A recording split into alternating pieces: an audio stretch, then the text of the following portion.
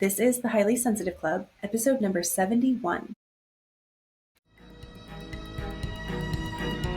Have you been told you're too sensitive, too dramatic, or too much?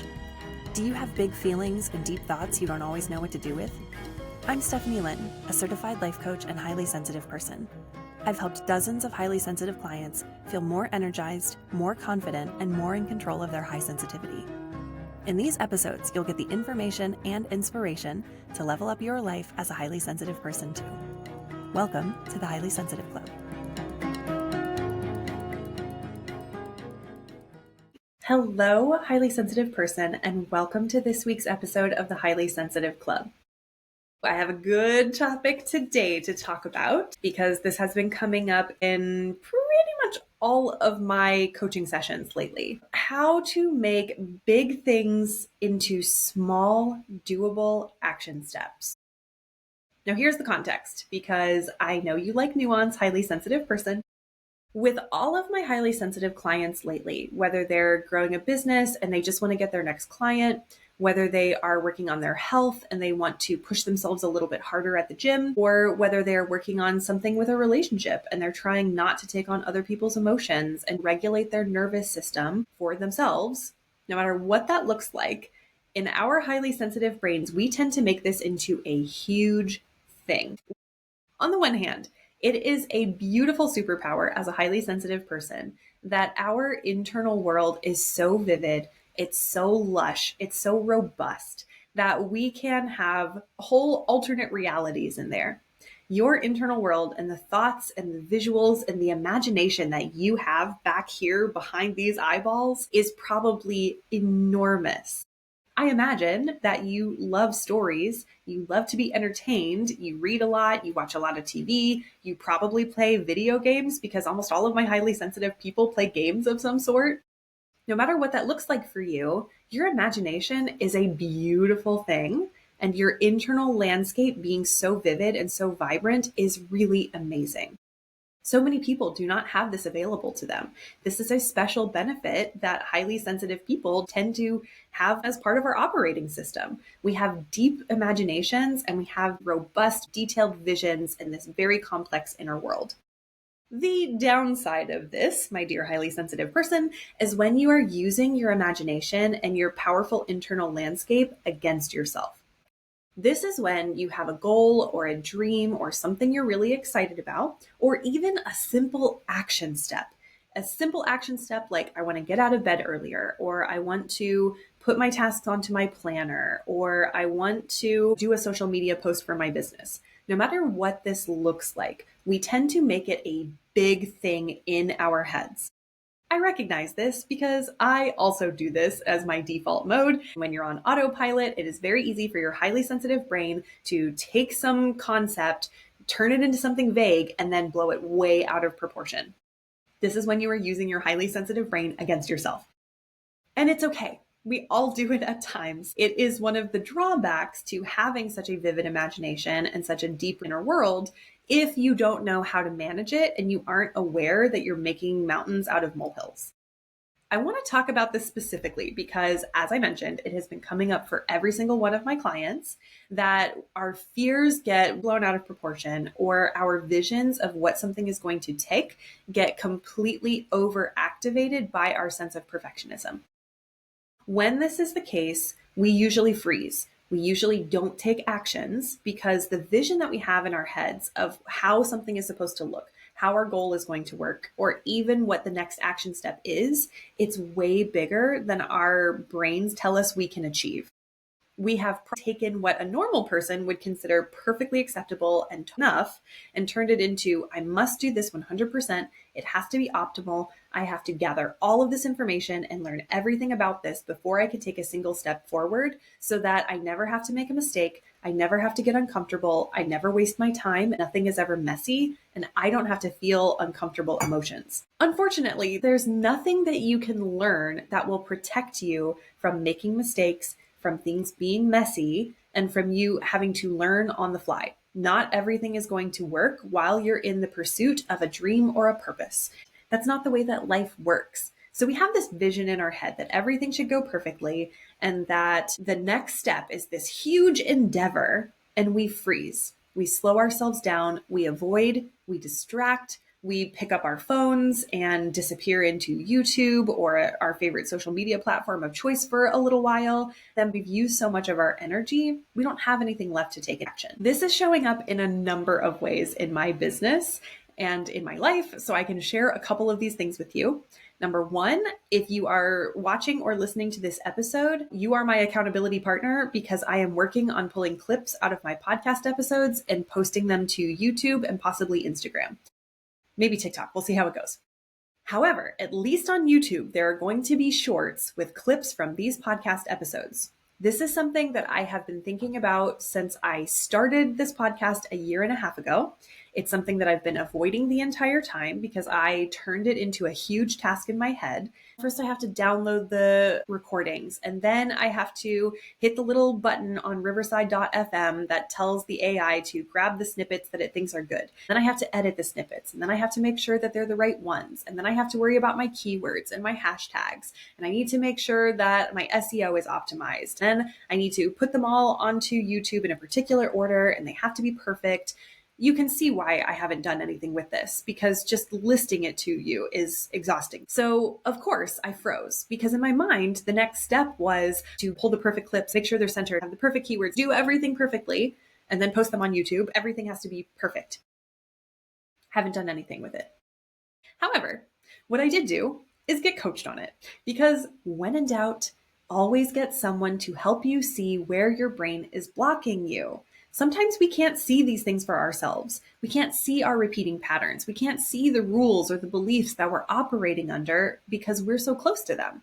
So having someone who can talk through things with you is crucial, whether that's a coach, a therapist, or a trusted friend who does not make it about themselves. That will help you figure out what your blocks are so that you can move forward. You might even be able to self-coach yourself if you're so inclined. If you're self-reflective like I am, you can make a lot of progress by yourself. But when in doubt, I was feeling stuck. I wasn't having a lot of success self-coaching myself, so I went and got coached on it. What I found was a realization that I wanted everything to be perfect and that I was putting a lot of pressure on myself because I thought that if the presentation of these clips, these YouTube shorts was perfect, then I could avoid having anyone misinterpret something I said. I could avoid having negative or rude comments online. And only the people who were meant to see this and who would get the most value out of it would see it if I could do it perfectly. People can see whatever they want to see. I mean, this is public content. Anyone can see this on the internet, whether they agree with me or whether they don't agree with me. Whether you're someone who resonates with this or someone who disagrees with it, you have equal access to this information. I can't control who sees it by trying to do it perfectly. What I realized was that by making it into such a big deal in my head, I was trying to protect myself. The perfectionism and the procrastination and the freeze response were all an attempt to keep me feeling safe and comfortable and not wasting my time. Unfortunately, it doesn't work because I'm still uncomfortable. I'm still worrying. I'm feeling the fear and I'm having the experience before it's ever even happened. If I'm already feeling it and I'm already troubleshooting it, like we highly sensitive people do, then I already problem solved it. I might as well go and do it. If I'm already anticipating anything that could go wrong and coming up with a plan B, a plan C, a plan D, how am I going to handle my emotions? What am I going to think about this? I've already handled my worst case scenario. My greatest fear, I am prepared for. And if something comes up that I'm not prepared for, I know where to go and get support. I know what skills I need. I know what capacity I can expand. I know who's on my side, who I can go and ask for support and work through this stuff together. So no matter what happens, one way or another, and there's always going to be something that surprises you, there's always something unexpected that's going to happen because we can't anticipate everything, I believe in my ability to handle it when it comes up. I don't know how I'm going to handle it. I don't know what's going to happen, but I believe that I can handle it and that I have that capacity. I thought, if I don't need to make it such a big deal that I'm trying to protect myself, what can I do instead? And what I thought was make it smaller. I have been doing this with all of my clients as well. They get in their heads and they're using their highly sensitive brains against themselves to create this perfect vision that's also somewhat vague because there's no detail to it. There's no specificity to what it actually means to be successful or to have the vision. It's just this idea that it's perfect. Once we can debunk that and we poke holes at it, we can dig into it and figure out What exactly is the success point for this, where you've actually done enough and you've gotten the success? How do you want to feel about this? What does it really look like when you get specific and when you get detailed, which your highly sensitive brain is very good at? When you take it out of this vague state and turn it into a detailed, specific vision, then it suddenly becomes smaller. It becomes doable. You have clarity around what you want, and you're not confused and overwhelmed by this nebulous concept that's in the clouds taking up extra space. You have a very clear picture, you know how much space it's taking up, and then you can make an informed decision for yourself about the next action to take. I love the idea of micro steps. What can I do in 10 seconds or less that will get me moving forward? Oftentimes, it's just the initiation. It's getting started. It's moving the ball forward. That's the hard part. It's like the difference between trying to pedal a bicycle versus already pedaling and just moving the wheels more. It takes more energy to go from stopped to start than to just maintain the energy. If you can figure out what your micro step is to just start, just move forward a little bit. Oftentimes that will help you get past that threshold that's keeping you stuck. We can do small things. It's when you focus on that big picture and you use it against yourself that you are not using your high sensitivity to its highest good. When you can make it smaller, and this is beneficial to you, highly sensitive person, then you can keep your big goal in mind. You can keep your vision and really lean into it. Create detail around it. Get excited about it. Bring emotions into it. That will fuel your actions and make them more effective. It will put you into alignment to believe that you can have it, to keep the clear vision so your energy is aligned to what you want. You're bringing emotions that are motivating to you, and then you take small actions along the way. That's how you actually get where you want to go. Then you get to have both. You get to have this beautiful vision, this big picture of what you want your dream to look like or what you want your goal to look like. And you know exactly how to get there. There's no drama of just tell me what to do. Well, how do I do that? How do I focus on this? How do I make that next step? You're not worried about the entire plan. You don't need to have the entire map to get to the destination. All you have to focus on is the next step. And then you focus on the next step. So for me, I would like to pull clips from my early podcast episodes. I think I'd even like to edit them a little bit and maybe republish them out to Spotify and redistribute them with some edits. What's the micro step? I need to go into Riverside and reclaim these podcast episodes from the archives. All I have to do is go into the episodes that I'm looking for and click the button to re-download the episodes. Great. Okay, that's a micro step. And my next micro step is hit the little button that says create magic clips. I'm making one decision at a time and they take less than 10 seconds. Now I have 5 clips that Riverside AI has created for me. What's my next step? Go into the first clip and watch it. Well, that's easy. I can consume information. I've already created the information. I can just listen to it and see, how is this landing with me? Do I like it? Do I agree with it? Great.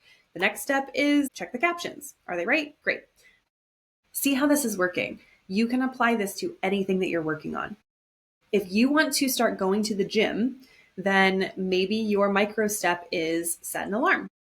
Then your next micro step is put your workout clothes somewhere where you can't ignore them. I am using this in my own life because I am building a movement routine into my day. And I want to make this really, really simple. I'm going to do a little bit of yoga because I'm very familiar with yoga.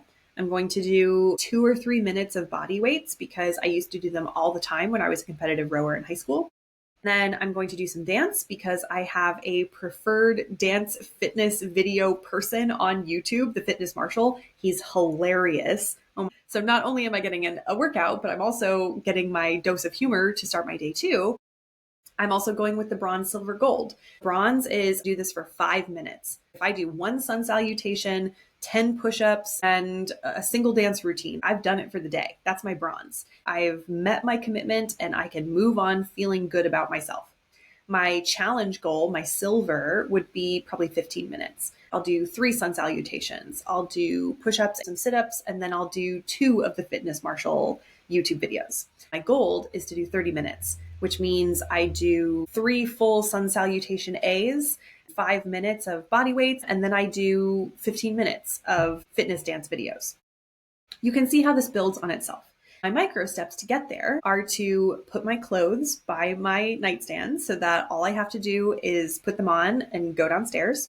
I came up with a great step with my coach earlier today that I'm going to put my jewelry downstairs in the basement the night before. It's part of my nighttime routine now to create incentive for my tomorrow self to go downstairs, because I am not going to go through my day without my rings. I have ear cuffs. I have 2 sets of earrings on each ear. Jewelry is something that brings me a lot of joy. If I know that I'm putting my jewelry downstairs and I want to wear those things the next day, if my necklace, my rings, and my earrings are all in the basement, I'm going to go down to the basement. And if I'm already in the basement, then I might as well do my routine. The next step is put an exercise mat down there, because if I have an exercise mat and I'm already in the basement, I might as well use it. I don't even need anything special to be able to do a couple sun salutations and some calisthenics. I can do jumping jacks at any time. I'm already down there. I'm ready to go. My next micro step might be to select a song that I want to listen to, or it might be to grab a YouTube video the night before and have it queued up in my browser so that the next day, all I have to do is pick up my phone, I open Safari, and there's my YouTube video ready to go. Whatever your micro steps look like, make it small, highly sensitive person. When you're thinking it's too much, it's overwhelming, I don't know what I'm doing, I don't know how to make this perfect. How do I do it? Somebody just tell me what to do. You're keeping yourself stuck in overwhelm. You're triggering your perfectionism. You're procrastinating. You might be triggering your imposter syndrome. You're keeping yourself stuck when you're focused so much on your big vision and how distant and far away and vague it is that you can't take a single step. When you tell yourself, I just need to take a single step, I just need to get started, this is the first step in a journey that I'm in for the long haul. Those kind of things can really help you move forward. My new thought that works with any habit that I'm having trouble with is I'm going to feel so much better on the other side. I have played around with lots of different thoughts and beliefs. Some motivating ones for me have been, I can do hard things. I want to see what it feels like to accomplish this goal. I'm someone who can challenge myself. All of those thoughts were very motivating. But I found too that when I met the goal, then it felt like, okay, well, I met the goal. I proved it to myself. Now I can just go back to normal, quote unquote. When I think I'm going to feel so good on the other side of this, or this is a lot simpler than I thought it was, or I can make this easy. Those thoughts feel motivating, but they also feel gentle. They also feel kind to myself so that I can motivate myself. I want to do the thing. I want to follow through for myself, but I also don't need to beat myself up over it either. I don't need to judge myself. I don't need to tap into some mysterious reserve of discipline that I didn't have before by being a drill sergeant to myself. I can be simple and clean and clear with myself in order to move forward. When I think this could be a lot simpler than I'm making it out to be, or this could actually be a lot easier than I think it is, then I start looking for that. I start looking to see, is there a small step that I can take? Is there a micro step that I'm missing? Is there something that could make this easier for me to do, that it doesn't feel like there's so much resistance and it's not so overwhelming? When I feel that way, not only do I feel more gentle, more kind, but I also feel a sense of curiosity. I have a little sense of excitement. There's some anticipation about things that I look forward to. And I want to go do the thing. I want to see if it's going to work. I get excited because it's not so overwhelming. If it's a small thing, I'm going to feel so good on the other side of this. I'm going to accomplish something I've wanted to accomplish for months. My big goal in my health at the moment is to be both healthy and fit at the same time permanently. There have been times in my life where I've been really fit. I was a competitive athlete in high school. I have been practicing yoga for more than half of my life. I've done various dance sports, have been very fit and also eaten poorly, had very bad boundaries and mental health. I have felt dysregulated and like my body was constantly overstimulated. So even though I was very strong and I had a lot of endurance and a lot of physical stamina, my mental stamina and my internal state of being felt very unhealthy. I have also felt very healthy, where I'm eating good food.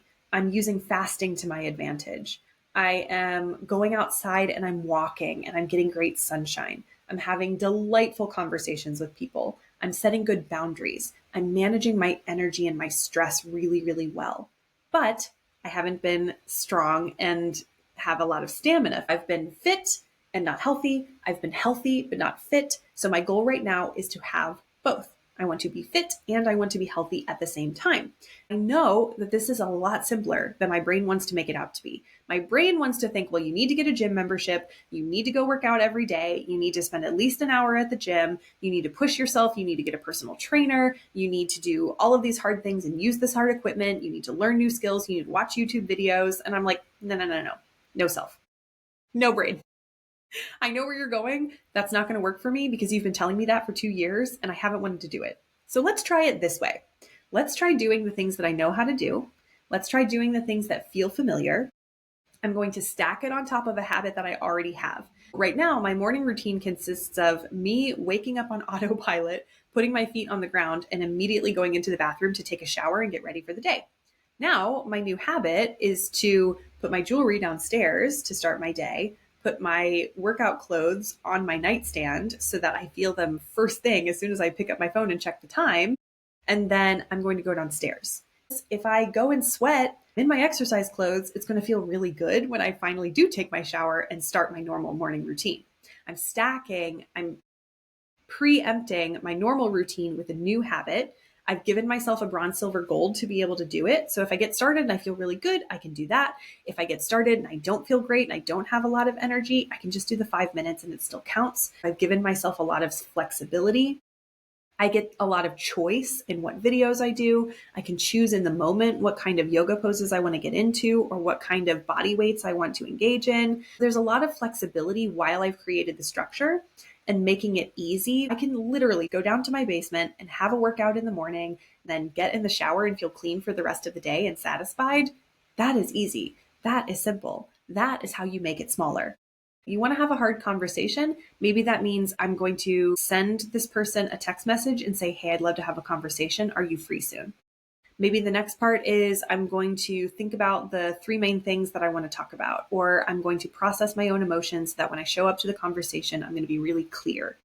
Whatever that looks like for you, keep taking it one step at a time. You don't need to have the entire map to the vision because when you get moving, something is going to change. Something unexpected is going to happen that you couldn't anticipate. And if you're expecting something to happen and it doesn't turn out that way, that's when resistance comes up. That's when you get overwhelmed. That's when you abandon ship. You don't have to do that. You can be flexible. Just take it one step at a time. Make it small. Make it simple. If you've heard the old saying about kiss, my version is keep it simple, sweetie. Keep coming back to that. A kiss is an affectionate gesture that you can make towards yourself. Keep it simple, sweetie. Keep it simple, highly sensitive person. What if this is easier than you made it out to be? What if your brain is trying to protect you by turning this into a big, vague thing that feels very scary because it wants you to feel safe and it wants you to do things well? What if you can just take it one step at a time? What if you're in this for the long haul? What if you're going to feel a lot better on the other side? What could open up for you then? If you would like help with this, I am coaching my clients around their sleep hygiene. I'm coaching my clients around transferring their tasks to their schedules. I'm helping my clients turn big plans into structure so that they have the small steps along the way. I'm helping my clients figure out what's that one next action step that's going to help get you closer to what you want. If you would like that as well, I would love to help you. Go to stephanielinn.com, that's Linn, and book a call with me. This is a totally free consultation call where I can help you see what's blocking you and what your path forward is. When you have clarity, when you have awareness, when you're getting that input from someone who's impartial, who can look at the situation with you and see how you're turning a molehill into a mountain, you can reverse engineer it. You can make that mountain back into a molehill that's manageable, that you can actually step over because it's not that big a deal. You can lower your barrier to entry. You can make this simple and easy for yourself, and I would love to help you do that. Go to stephanielinn.com, book that call. It's a very valuable hour where you can see what's getting in your way, get crystal clear on what the block is, and then we can come up with a plan together of what that looks like moving forward. There's no pressure, but if you have a great experience, we can talk about what next steps would be if you are interested in working together. That's at stephanielinn.com and book a call. Thank you so much for listening to this week's episode. I hope that this resonated with you because your imagination and your creativity and your motivation as a highly sensitive person are some of your superpowers. They are the things about your highly sensitive neurodivergent brain that make you so interesting and engaging. They help you get deeper and feel more connected with the stories and the people that you are really interested in. It helps you enjoy and be truly entertained by the stories and the games and the shows and the books and the podcasts and the fun things that you are bringing into your life that bring you joy. You get so much pleasure and enjoyment out of those things. Don't let your highly sensitive brain work against you by making your dreams so unattainable and so out of proportion that you don't even want to make a single step. Make it smaller, highly sensitive person. Help your brain align with new beliefs, and then take just a small step and keep taking the next small step and the next small step. Don't worry about what's 5 or 6 steps ahead because that's probably where you're getting overwhelmed. Let yourself have those small steps and not fault yourself for it, not judge yourself for it, not tell yourself that you're not moving fast enough or you're not making enough progress, because this is how you make progress. If you compare taking small steps and making small progress forward like the turtle versus not making any progress because you're caught in perfectionism and procrastination, which one would you choose? Staying stuck with a big vision or moving forward with small steps? If you resonated with this or you got something great out of it, please review, like, subscribe. It helps other people find these podcast episodes. And that is my goal, to bring lots of value, to bring new perspective, and to help highly sensitive people like you and me to grow and thrive in this world. The world needs our high sensitivity more than ever. The world needs our depth of processing. It needs our empathy. It needs our ability to problem solve in new ways and to connect people in deep ways so that we can make the world a better place. It can start with you and it ripples out. So if you feel called, please feel free to share this episode with another highly sensitive person. Thank you so much for listening, and I will see you on the next one. Thanks for listening. If you're ready to take what you learned today to the next level, head over to Linn, that's LINN.com, and book a consultation call to get started. I can't wait to see you there, my dear HSP.